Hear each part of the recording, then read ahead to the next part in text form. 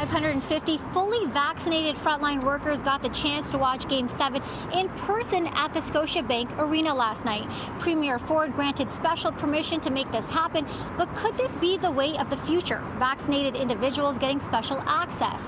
Experts we spoke with say that would be problematic. It felt like normal again today, a little bit more normal, being somewhere out in public cheering for the Leafs. A special opportunity afforded to a fully vaccinated group of individuals while the province is still under a stay-at-home order until tomorrow. I must say, though, I did find there was kind of an element of privilege to the whole thing. And my mind did go to the many, many people that would never get invited to such a thing, and the many businesses that are, never going to recover. Is this what Ontario could look like? Some invitations open to only fully vaccinated people. Torontonians are divided on the idea of a vaccine passport. I think it's a terrific idea. I think it's an important piece for us to encourage folks to get vaccinations, and if there's some incentive for folks to get vaccinations, absolutely terrific, but it's also a great way for us to make sure that our communities are safe. It's going to be so complicated, and things need to be fast and easy and better. I don't think a passport to go everywhere is going to be not the best approach.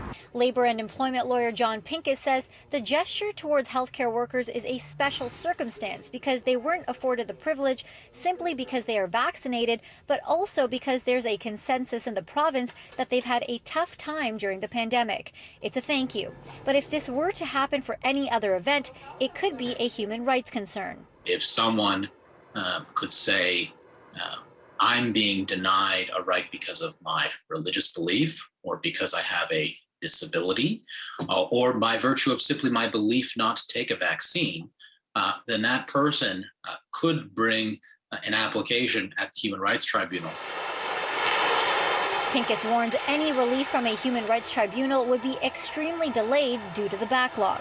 As a practical matter, I think if businesses start doing that, people who walk in and want to get service and are denied service are not going to have very much recourse. Pincus adds right now opening up an event to only fully vaccinated people is prohibited unless there's a government exemption. U of T professor of bioethics and global health says he hopes yesterday's game isn't an indication of what lies ahead. Justice, really, is that really fair to everybody? Freedom of movement is really a democratic right. If we ended up with something like sports events are only for those that are fully vaccinated, that is excluding a lot of people. We reached out to the federal government asking about vaccine passports. They say they are aware of other jurisdictions granting special access to people who are fully vaccinated. Any similar consideration here in Canada would have to be based on scientific evidence.